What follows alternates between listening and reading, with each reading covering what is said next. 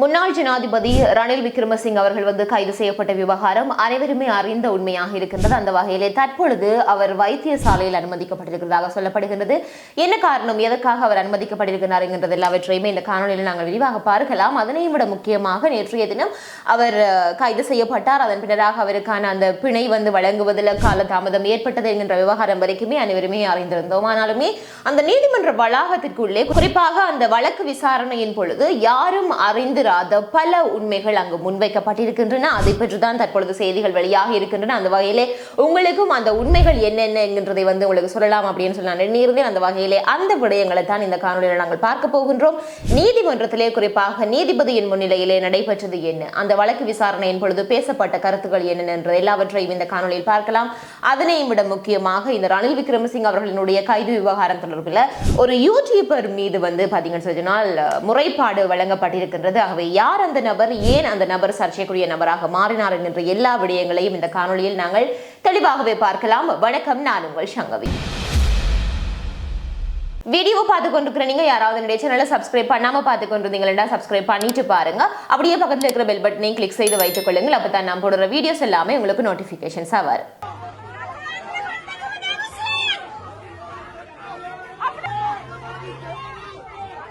உங்களுக்கு தெரியும், முன்னாள் ஜனாதிபதியான ரணில் விக்ரமசிங்க அவர்கள் கைது செய்யப்பட்ட இந்த ஒரு விவகாரம் என்றது இலங்கை அரசியல் வரலாற்றில் முதல் தடவையாக ஒரு நிறைவேற்று அதிகாரம் கொண்ட ஒரு முன்னாள் ஜனாதிபதி ஒருவர் கைது செய்யப்பட்டு பின்னர் விளக்கமறியல் வைக்கப்பட்ட இந்த ஒரு சம்பவம் என்றது பாத்தீங்கன்னா நீதித்துறையிலேயுமே ஒரு வரலாற்று நிகழ்வாக பதிவாகி இருக்கின்றது.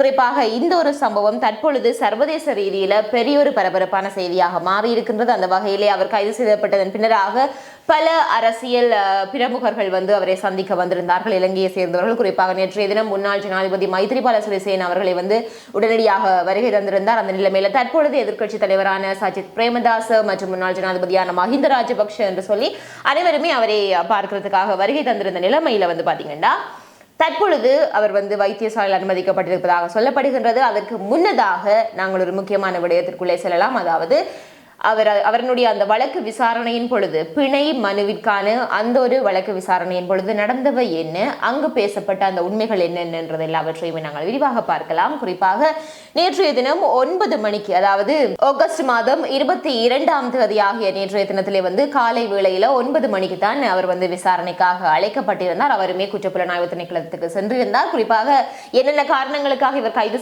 செய்யப்பட்டார் என்றதை நேற்றைய காணொலிகளிலே நான் பதிவேற்றி இருக்கிறேன். ஆகவே அவற்றை பார்த்துவிட்டு இந்த காணொலியை புதிதாக பார்ப்பவர்கள் அந்த காணொலியை பார்த்துவிட்டு நீங்கள் பார்ப்பதனூடாக அந்த காரணங்கள் உங்களுக்கு தெளிவாக கிடைக்கும். அந்த சமயத்திலே அவருடைய விசாரணை தொடர்ச்சியாக 4 மணித்தியாலயங்கள் நடக்கின்றது. அன்னளவாக பார்க்கின்ற பொழுது 4 மணித்தியால வாக்குமூலத்தின் பின்னராக மதியம் 1:15 மணியளவில் ரணில் விக்ரமசிங்க அவர்கள் கைது செய்யப்பட்டிருக்கிறார் குற்றப்புலனாய்வு திணைக்களத்தினரால. அதன் பின்னராக சரியாக பிற்பகல் 3 மணி அளவில் கோட்டை நீதவான் நீதிமன்றத்துக்கு அவர் அழைத்து செல்லப்பட்டார்.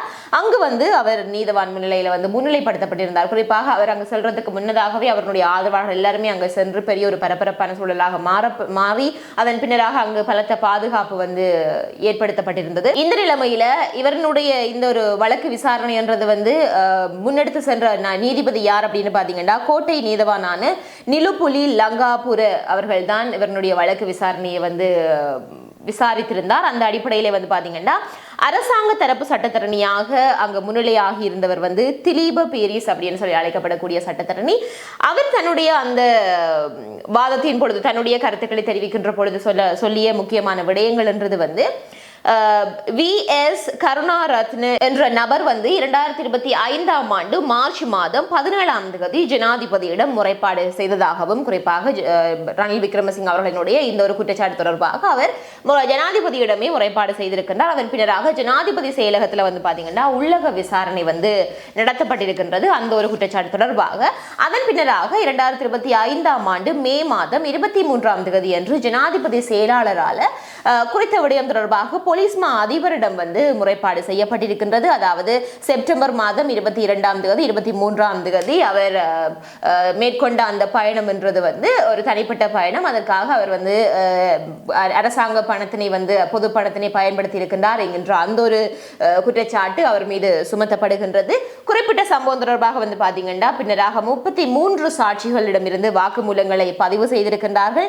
அதனுடைய அடுத்த கட்டமாக வந்து பாத்தீங்கன்னா நாட்டினுடைய 8வது நிறைவேற்று அதிகாரம் கொண்ட ஜனாதிபதியான ரணில் விக்ரமசிங்க அவர்கள் வந்து சந்தேக நபராக பெயரிடப்பட்டு நேற்றைய தினம் கைது செய்யப்பட்டிருந்தார் என்கின்ற இந்த ஒரு விளக்கமான விடயத்தினை வந்து திலீப பீரிஸ் அவர்கள் வந்து நீதிமன்றத்திலே தெரிவித்திருந்தார். அது மட்டுமில்லாமல் விசாரணை இன்னுமே முழுமையடையாத காரணத்தினால அவரை வந்து காவலில் வைக்கும்படியாகவும் நீதிமன்றத்தில் வந்து அவர் கோரிக்கை வந்து விடுத்திருந்தார். அதாவது அவருக்கு பிணை வழங்காமல் அவரை வந்து நீங்கள் விளக்கமறையில் வைக்க வேண்டும் என்கின்ற அந்த கோரிக்கையை வந்து அவர் முன்வைத்திருந்தார். அதன் பின்னராக வந்து பாத்தீங்கன்னா பிரதிவாதி சார்பில், அதாவது முன்னாள் ஜனாதிபதி ரணில் விக்ரமசிங்க அவர்கள் சார்பில் வந்து முன்னிலையாக இருந்த ஜனாதிபதி சட்டத்தரணி அனுஜ பிரேமரத்ன அவர்கள் வந்து தன்னுடைய பிரதிவாதத்தினை வந்து எடுத்து முன்வைத்திருந்தார். அந்த ஒரு நிலைமையில அவர் சொல்லிய ஒரு முக்கியமான விடயம் என்றது வந்து சந்தேக நபரான ரணில் விக்ரமசிங்க அவர்கள் மற்றும் அவருடைய மனைவியினுடைய உடல்நிலை என்று சொல்லி இவர்களுடைய உடல்நிலையையும் கருதி அவரை வந்து பிணையிலே செல்ல அனுமதிக்கும்படியாக கோரிக்கை விடுத்திருந்தார். குறிப்பாக அவர் அந்த உடல்நிலை என்று சொல்லி அவர் குறிப்பிடுகின்ற பொழுது அங்கு முக்கியமான சில விடயங்களை வந்து குறிப்பிட்டிருந்தார். அதாவது ரணில் விக்ரமசிங்க அவர்கள் வந்து 7 வருட காலங்களாக இருதய நோயால வந்து பாதிக்கப்பட்டிருக்கிறதாகவும் அது மட்டுமின்றி அவருக்கு கட்டுப்பாடற்ற நீரிழிவு நோய் இருக்கிறதாகவும் உயர் இரத்த அழுத்த நோய் இருக்கின்றது. இது எல்லாவற்றையும் கடந்து வேறு பல நோய்களுக்கு அவர் சிகிச்சை பெற்றுக் கொண்டு வருகின்றார். ஆகவே இவற்றை எல்லாவற்றையும் நீங்கள் கருத்தில் கொள்ள வேண்டும். அதே சமயம் இந்த ஒரு சந்தர்ப்பம் என்றது ஒரு சிறப்பான சந்தர்ப்பமாக இருக்கிறதுனால தான் வந்து நாட்டு மக்கள் யாருக்குமே தெரியாத ஒரு உண்மையை வந்து தான் இந்த இடத்துல சொல்லுவதற்கு விருப்பப்படுவதாகவும் அந்த இடத்துல தான் அவர் அந்த முக்கியமான விடயத்தை சொல்லியிருக்கிறார். அதாவது ரணில் விக்ரமசிங்க அவர்களினுடைய மனைவிக்கு வந்து புற்றுநோய் இருக்கிறதாகவும் அந்த புற்றுநோய் மட்டுமல்லாமல் அவருக்கு வந்து மூட்டு வலியும் வந்து அவருக்கு இருக்கிற காரணத்தினால அவரை பராமரித்துக் கொள்வதற்கு வேறு யாரும் இல்லை. குறிப்பாக அவர்களுக்கு பிள்ளைகள் இல்லை என்றது வந்து நாட்டு மக்கள் அறிந்த ஒரு உண்மை.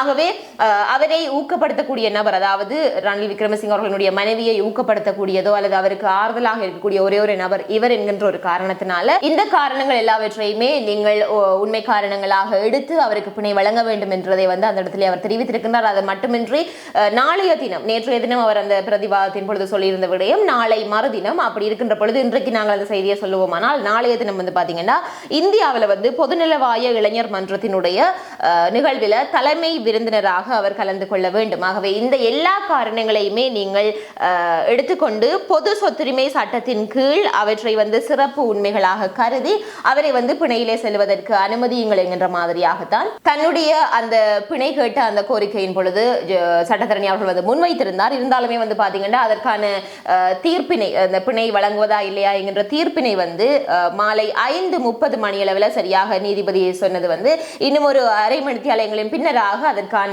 அறிவிப்பு வந்து அறிவிக்கப்படும் அப்படின்னு சொல்லி 30 நிமிடங்கள் வந்து ஒத்தி வைக்கப்பட்டிருந்தது. அதன் பின்னராக வந்து பாத்தீங்கன்னா மீண்டுமாக அந்த வழக்கு விசாரணையை தொடங்க போகின்றார்கள் என்கின்ற அந்த ஒரு கட்டத்தில் நீதிமன்ற வளாகத்துக்குள்ள மின்சாரம் வந்து தடைப்பட்டிருந்தது. அதன் பின்னராக அதற்கான தீர்ப்புகள் வரும் அந்த விசாரணைகள் முன்னெடுக்கப்படும் என்று சொல்லி காத்திருந்த நேரத்தில் மீண்டுமாக இரவு நேரம் அந்த விசாரணைகள் ஆரம்பிக்கப்பட்டிருந்தது. அந்த நிலைமையில சரியாக இரவு 10 மணி அளவாக 10 மணி அளவில் வந்து அவருக்கான அந்த தீர்ப்பு வந்து வழங்கப்பட்டது. அதாவது பிணை வழங்குவதா இல்லையா என்கின்ற தீர்ப்பு. அந்த தீர்ப்பின் பொழுது வந்து பாத்தீங்கன்னா பிணை வழங்குவதற்கு பாரதூரமான காரணங்களே கவனத்தில் கொள்ளப்படும் அப்படி என்று சொல்லியும் பிரதிவாதியினது மனைவியின் உடல்நிலை இதற்கான காரணமாக அமையாது அப்படி என்று சொல்லி நீதிபதி அவர்கள் வந்து சுட்டிக்காட்டியிருக்கின்றார். அது மட்டுமல்லாமல் ரணில் அவர்கள் மீது சுமத்தப்பட்ட அந்த குற்றச்சாட்டுகளுக்கு இணங்க அவர் அந்த அரச நிதியை பயன்படுத்தவில்லை அப்படி என்று சொல்லி பிரதிவாதி தரப்பு வந்து நிரூபிக்கவில்லை என்கின்ற அந்த ஒரு விடயத்தையும் சுட்டிக்காட்டி அவருக்கு பிணை வழங்க முடியாது என்கின்ற ஒரு தீர்ப்பினை வந்து நீதிபதி அவர்கள் வந்து அறிவித்திருந்தார். அதன் பின்னராக அந்த அறிவிப்பை தொடர்ந்து ரணில் விக்ரமசிங்க அவர்கள் வந்து வெளிக்கடை சிறைச்சாலைக்கு இரவு வந்து அழைத்து செல்லப்பட்டிருந்தார். பின்னராக வந்து பாத்தீங்கன்னா இன்றைய தினம் அதிகாலை நள்ளிரவு என்று கூட சொல்ல முடியும், சரியாக 12:22 மணியளவில் வந்து அவர் சிறைச்சாலை வைத்தியசாலையில வந்து அனுமதிக்கப்பட்டிருக்கிறார். அதற்கான காரணம் வந்து பாத்தீங்கன்னா உயர் இரத்த அழுத்தம் மற்றும் ரத்தத்துல வந்து சீனியினுடைய அளவு அதிகரித்த காரணத்தினால அவர் வந்து வைத்தியரினுடைய ஆலோசனையின் பேர்ல வைத்தியசாலையில் அனுமதிக்கப்பட்டிருக்கிறதாக தற்பொழுது வரைக்கும் செய்திகள் வெளியாகி இருக்கின்றன. ஆகவே இவ்வாறான ஒரு பரபரப்பான சூழல்ல தான் இந்த யூடியூபர் ஒருவர் மீது முறைப்பாடு ஒன்று மேற்கொள்ளப்பட்டிருக்கின்றது. அந்த வகையிலே ஆளுங்கட்சியினுடைய ஆதரவாளரான பிரபல யூடியூபர் சுதத்த திலகசிறி அவருக்கு எதிராகத்தான் ஐக்கிய தேசிய கட்சி குற்றப்புலனாய்வு திணைக்களத்துல வந்து முறைப்பாடினை செய்திருக்கிறார்கள். இன்றைக்கு உண்மைக்குமே எல்லாருமே யூடியூபர்ஸ் அப்படின்னு சொல்லி பார்க்கின்ற பொழுது அதனை சாதாரணமாக கடந்து செல்கின்றார்கள். ஆனால் இன்றைக்கு ஒரு யூடியூபரனுடைய காணொளி மூலமாக அவர் மீது, அதாவது முன்னாள் ஜனாதிபதி ரணில் விக்ரமசிங்க கைது செய்யப்பட்டிருக்கின்றார். அது தொடர்பான விவகாரம் தொடர்பாக ஒரு யூடியூபர் மீது வழக்கு தொடரப்பட்டிருக்கின்றது. அதனுடைய பின்புலம் என்ன அப்படின்னு பாத்தீங்கன்னா, ரணில் விக்ரமசிங்க அவர்கள் வந்து கைது செய்யப்படுவதற்கு முன்னதாகவே கடந்த வியாழக்கிழமை அன்று வந்து பாத்தீங்கன்னா அவர்களுடைய அந்த யூடியூப் தளத்துல காணொலி ஒன்றினை வந்து பதிவேற்றிருக்கின்றார். என்ன அப்படின்னா, வெள்ளிக்கிழமை வந்து இன்றைய தினம் ரணில் விக்ரமசிங்க அவர்கள் வந்து கைது செய்யப்படுவது உறுதி அப்படி என்று சொல்லியும் 14 நாட்கள் விளக்கமறியலுக்கு அனுப்பப்படுவார் என்று சொல்லியும் அவர் என்னென்னு சொல்வது தீர்க்கமாக அவர் கூறியிருந்தார். குறிப்பாக நான் 2 வாரங்களுக்கு முன்னதாக நான் பதிவேற்றிருந்த காணொலியிலையும் கூட இப்படியான ஒரு சம்பவம் நடந்தேறி இருக்கின்றது, இந்த ஒரு உண்மை வெளிவந்திருக்கின்றது, இது தொடர்பாக அவர் கைது செய்யப்படுவாரா இல்லையா என்றதை நீங்களே சொல்லுங்கள், பொறுத்திருந்து பார்க்கலாம் என்கிற மாதிரியாக நான் சொல்லியிருந்தேன். ஆகவே ஒரு விடயம் தொடர்பாக எதிர்வு கூறுவதென்றது வந்து வேறு. ஆனால் இவருக்கு எவ்வாறு அது ஆணித்தனமான ஒரு உண்மையாக அவர் சொல்வதற்கு இவருக்கு தெரிந்தது. ஆகவே இது வந்து திட்டமிட்ட ஒரு அரசியல் பழிவாங்கலாக இந்த கைது நடவடிக்கை நடந்திருக்கிறதா என்றது வந்து எதிர்கட்சியினுடைய ஒரு பெரிய கேள்வியாக இருக்கின்றது. அந்த அடிப்படையில் அவர் மீதும் தற்பொழுது முறைப்பாடு குற்றப்புலனாய்வு திணைக்களத்தில் செய்யப்பட்டிருக்கின்றது. அந்த வகையில் இனி அவர் மீதும் வந்து விசாரணைகள் வந்து முன்னெடுக்கப்படும். அந்த வகையிலே சில புகைப்படங்களும் வந்து வெளியாகி இருந்தன. குறிப்பிட்ட அந்த நபர் பிரதமர் மற்றும் ஜனாதிபதியுடன் கை கொடுக்கக்கூடிய காட்சிகள் வந்து வெளியாகி இருந்தன. ஆகவே இது எல்லாமே திட்டமிட்டப்பட்ட ஒரு செயல்தான் என்றது வந்து எதிர்கட்சியினுடைய ஒரு கருத்தாக இருக்கின்றது. ஆகவே இந்த எல்லா விடயங்கள் தொடர்பாகவும் உங்களுடைய கருத்து என்னன்றதை சொல்லுங்கள். குறிப்பாக ரணிலினுடைய இந்த கைது நடவடிக்கை என்றது திட்டமிடப்பட்ட ஒரு செயலா, இல்லை என்றால் அவர் அந்த ஒரு பிரச்சனைக்காக அவர் உண்மைக்குமே சட்ட ரீதியாக அவர் கைது செய்யப்பட்டிருக்கிறாரா என்றதை வந்து நீங்களே உங்களுடைய கருத்து பரவலை பகிர்ந்து கொள்ளுங்கள்.